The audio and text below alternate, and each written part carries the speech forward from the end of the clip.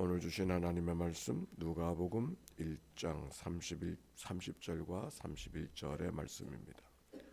누가복음 1장 30절과 31절의 말씀 다 같이 봉독합시다. 천사가 이르되 마리아여 무서워하지 말라 내가 하나님 은혜를 입었느니라. 보라 내가 잉타여 아들을 낳으리니. 아멘. 이는 생명의 말씀입니다. 메리 크리스마스. 옆 사람과 인사합시다. 메리 크리스마스. 이번엔 화이트 크리스마스가 되었는데 오늘 밤에 또 눈이 온다고 하니까 특별한 크리스마스가 되었습니다. 성탄이 되었다는 거, 하나님이 사람의 몸을 입으시고 이 땅에 오심을 기억하는 그리고 기뻐하는 이 계절이 정말 우리 모두 가운데, 이 공항에 일하는 모든 이들 가운데 그 기쁨이 가득하게 임하는 그런 계절이 되어졌으면 좋겠습니다. 연세대 교수였던 정현종이라고 하는 분의 글 가운데 방문객이라고 하는 제목의 글이 있습니다. 사람이 온다는 건 실로 어마어마한 일이다. 그는 그의 과거와 그의 현재와 그리고 그의 미래와 함께 오기 때문이다. 아니, 한 사람의 일생이 오기 때문이다. 특별하신 것 같아요. 사람이 온다는 것은 그저 한 사람이 오는 것이 아니라 그 사람의 과거도, 그 사람의 현재도, 그 사람의 미래도, 아니 그 사람의 일생이 다 내게 다가온다고 하는 그의 시. 이 땅에 예수님이 오신다고 하는 것 얼마나 대단한 일인가 여겨집니다. 공항에서 가장 떠들썩한 날이 언젠가 제 경험으로는 BTS가 뜨는 날이에요. 어느 날 정국이 온다고 하니까 오는 것도 아니라 가는 거더구만. 그랬더니 얼마나 많은 사람들이, 기자들이 비명소리들이 들려가면서 그렇게 배웅하고 환대하는 모습을 제가 봤습니다. 예수 그리스도의 오심, 아무리 BTS의 그 배움과 환영 환대가 특별하다 할지라도 예수님이 오심만 할까? 지나간 2000년 동안의 역사 속에 모든 정치, 예술, 문화, 문명을 한 손아귀에 쥐고 꽉 짠다고 하면 한 가지가 남는데 그게 뭘까? 예수 그리스도가 남는다. 모든 역사, 모든 문명, 모든 예술, 모든 문화를 그걸 한 손에 쥘 수 있다면 그것을 한 손에 줘서 남는 건 예수 그리스도뿐이라는 그런 책 한 권을 읽은 기억이 있습니다. 이 땅에 예수 그리스도의 오심이 이 땅의 모든 구속받은 자들 가운데 모든 역사의 중심에 서서 모든 미래의 희망이 그와 함께 온다고 하는 사실은 그저 우리가 예수 그리스도의 오심을 기뻐하는 우리들의 마음속에 남들이 캐롤을 하고 남들이 기뻐하니까 절기를 맞아서 드려지는 기쁨이 아니라 그리스도의 오심이 무엇일까를, 아니 온 인류가 함께 기뻐해야 될 이유가 어디에 있는가를 다시 한번 묵상할 수 있는 이야기라 그렇게 여겨집니다. 오늘 성경에 있는 이야기는 마리아에게 천사 가브리엘이 나타나서 서로 대화하는 장면의 이야기가 오늘 성경의 말씀이에요. 처녀 마리아에게 천사 가브리엘이 나타났다. 여기 처녀라고 하는 말은 어린 소녀라는 의미를 갖고 뜻을 갖고 있는 그런 말입니다. 천사가 마리아에게 말합니다. 무서워 말라. 내가 하나님께 은혜를 입었느니라. 따라서 합시다. 같이 시작. 무서워 말라. 네가 하나님께 은혜를 입었느니라. 은혜가 있을 것이라고 말하지 아니하고 은혜가 이미 입혀졌다고 말하고 있습니다.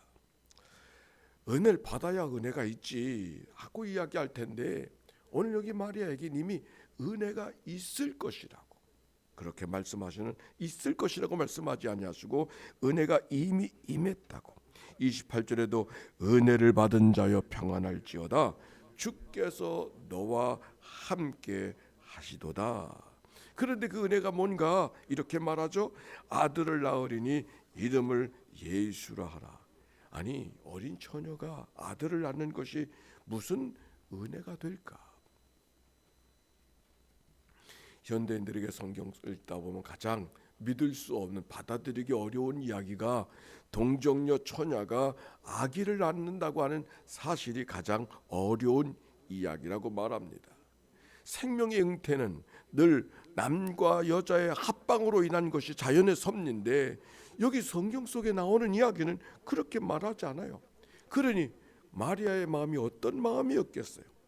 하나님의 아들 메시아가 당신을 통해서 태어난다는 것은 세상에는 기쁨의 소식이 있는지 모르지만 당신 마리아 자신의 몸으로 태어난다는 사실은 그렇게 기뻐할 수 없는 이야기일 겁니다. 그래서 이 마리아가 말합니다. 난 남자를 알지 못합니다. 어떻게 그런 일이 내게 있을 수가 있습니까? 아니, 있을 수 없습니다. 그런데 성경은 그 마리아를 향하여 내가 은혜를 받은 자라고 말합니다. 내가 아들을 낳으리니 그것이 은혜를 입은 것이라고 말했습니다. 오늘 말씀을 묵상하면서 성경의 마태복음을 펴면 누가 누구를 낳고 누가 누구를 낳고 누가 누구를 낳고 그런 말씀이 계속해서 기록되다가 맨 마지막에 예수를 낳고 라고 하는 말씀이 기록이 되어져 있습니다. 인간의 역사가 뭔가, 결국 인류의 역사가 뭔가 예수 그리스도를 낳기 위한 역사였다고 하는 것을 마태복음이 이야기하고 있는 것이죠. 그런데 그거는 유대인의 역사만이 아니라 우리들의 삶의 평생의 역사도, 우리가 어디서 무슨 일을 하고 어떤 일들을 공적을 만드는 것이 아니라 우리 안에 예수를 낳는 역사를 만들지 못한다면 우리가 평생을 살았다고 하는 것이 어떤 의미가 있을까? 왜? 내가 예수를 낳는다고 하는 것도 그 속에서 우리의 미래가 만들어지고 우리 하나님께서 나를 보내주신 뜻이, 아니 그리스도가 이 땅에 오신 뜻이 그 속에 담겨져 있기 때문입니다. 오늘도 우리 예배하는 것은 내 안에 예수를 낳기 위한, 그래서 여러분이 그리스도가 저 계절 속에 다녀가는 것이 아니라 그 오신 그리스도와 더불어 살아가는 그런 은혜가 우리 모두 가운데 있어야 되지 않을까요? 오늘 여기 성경에 아기 오심이 바로 은혜라고 하는 말이 무슨 말인가? 어느 손에 귀한 집안에 손이 들어왔기 때문에, 귀한 아들을 낳았기 때문에, 아니 만왕의 왕으로 오신 분이 바로 그분이기 때문에, 그분이가 만왕의 왕으로 오셨다 그러지만 왕처럼 살진 못하셨어요. 십자가에 돌아가시지 않았습니다. 하나님의 아들로 오셨기 때문에, 아니 하나님의 아들은 그 당시에 가이사가 하나님의 아들이에요. 오늘 성경 속에 왜 그분이 오신 것이 은혜요 기쁨일까? 단 한 가지, 따라서 합시다. 그분은 우리를 위해 오신 분이기 때문에, 그분은 우리를 위해서 오신 분이기 때문에. 선물을 주고받을 때 생각해 보세요. 대단한 것을 받아서 기쁨이 아니라 그 작은 것이랄지라도 나를 향한 마음 쓰임, 그게 기쁨인 것이죠. 이 땅에 하나님의 아들이 수없이 오신다 할지라도 나와 상관없는 분이라고 하면은, 나를 위한 분이 아니라고 하면은 그 아무 의미가 없을 거예요. 송명희가 시인이 썼던 글 한 토막이 늘 기억이 납니다. 이 세상에 70억의 인구가 아니라 나 혼자 있어도 나를 위해서 오실 주님, 이 세상에 70억의 사람이 있기 때문이 아니라 나 혼자 있어도 나를 위해 십자가에 져주실 주님, 이 땅에 70억의 사람이 아니라 나 혼자 있어도 다시 오마 약속한 대로 다시 오실 주님,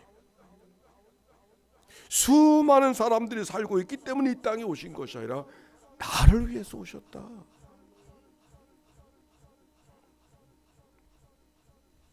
헨리 나우엔이라는 사람의 말 속에 이런 말이 있어요. 하나님은 기뻐하신다. 세상의 문제들이 해결됐기 때문도 아니고 인간의 아픔과 고난이 다 끝났기 때문도 아니라 하나님은 잃어버린 자녀 하나를 찾으신 것으로 기뻐하신다. 많은 사람들이 모여 예배하기 때문에 기뻐하시는 것이 아니라 거기 내가 있다고 하는 것 때문에 하나님이 기뻐하시는 줄로 믿습니다.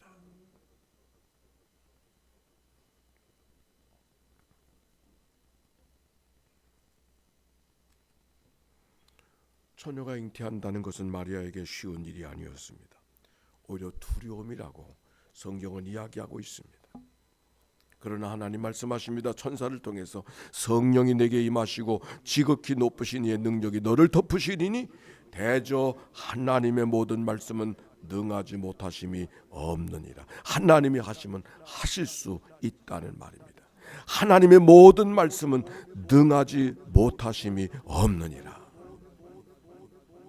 마리아가 뭐라고 고백했어요? 주의 여종이 오니 말씀대로 내게 이루어지이다. 사람들은 이해할 수 있어야 된다고 생각하고 이해할 수 있어야 믿는다고 말합니다. 그러나 세상에 이해할 수 없는 일들이 얼마나 많은지 모르겠어요. 세상이 빅뱅으로 순간에 이루어졌다고 하지만 왜 순간에 이루어졌는지는 아무도 설명하지 못해요. 이해할 수 있기 때문이 아니라 오히려 믿을 수 있기 때문에 나는 이해할 수 있다고. 어떤 교부는 그렇게 이야기했습니다. 여기 마리아의 마음이 그런 마음일 거예요. 처녀가 잉태하여 그것이 바로 나라고 하는 사실이 이해할 수 없는 것이지만 그러나 하나님께서 하실 일이면 무엇이든지 가능합니다. 믿음으로 받아들이고 있는 이 마리아의 믿음, 하나님이 이끄시는 삶, 하나님께서 주장하시는 것임을 고백하고 있는 이 마리아의 믿음이 예수 그리스도의 탄생이 그를 통하여 이루어짐을 기쁨으로 영접하고, 그래서 46절부터 보면 마리아가, 두려움 속에 있던 마리아가 어떤 일이 이런 일이 있을 수가 있느냐고 이해할 수도 없을 뿐만 아니라 어떻게 이런 어려운 일을 내게 주십니까? 고백하던 마리아가 오히려 하나님 앞에 노래하는, 내 영혼이 주를 찬양하며 내 마음이 하나님을 내 구주를 기뻐하였으면 여종의 비천함을 돌보셨습니다. 노래하는 이야기가 46절부터 기록이 되어져 있죠. 오늘 성탄의 계절이 우리 모두 가운데 마리아에게 기쁨을 주었듯이 우리 모두 가운데 그런 은혜와 기쁨으로 채워지시는 그런 계절이 되어지시기를 바랍니다. 그런데 오늘 말씀을 묵상하면서 우리 가운데 오신 주님이 왜 마리아 속에, 오늘 우리가 이 말씀을 어떻게 받아야 될까? 따라서 합시다. 예수님의 오심은 내 안에 머무르시기 위함이라. 그가 오시는 것은 나를 방문해 주시고 가시는 분이 아니라 내 안에 머무르기를 원하시는. 필립 연시의 이야기가 잊어버릴 수가 있습니다. 왜 하나님의 아들이 한 아기의 모습으로 이 땅에 오셨을까?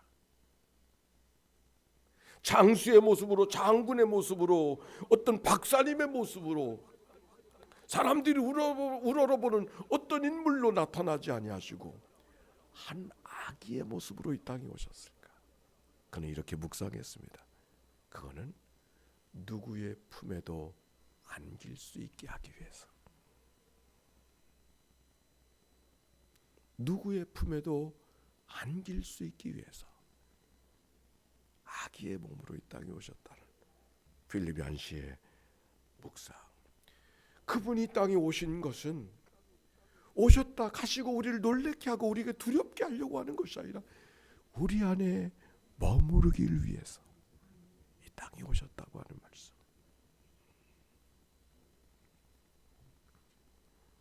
그런데 오늘 성경을 통해 보면 그가 이 땅에 오신 것은 머무르기 계시기 위함만이 아니라 우리로 하여금 살아왔던 삶으로가 아니라 새로운 삶으로 걸어가게 하기 위해서 내 안에 오신 줄로 믿습니다. 곽규석 씨가 그랬대요. 프라이버 옛날 그분이 내리교회 청년이었답니다. 그 곽규석 장로 우리 다 알잖아요. 근데 그분이 구봉석 그분하고 다 예수 믿는 사람 나중에 됐는데 다른 배우들이 그 못 믿겠다고 동정녀 탄생을 도대체 못 믿겠다 그러니까 그분이 그랬대. 그 엄마가 믿는다는데 왜 내가 안 믿느냐고.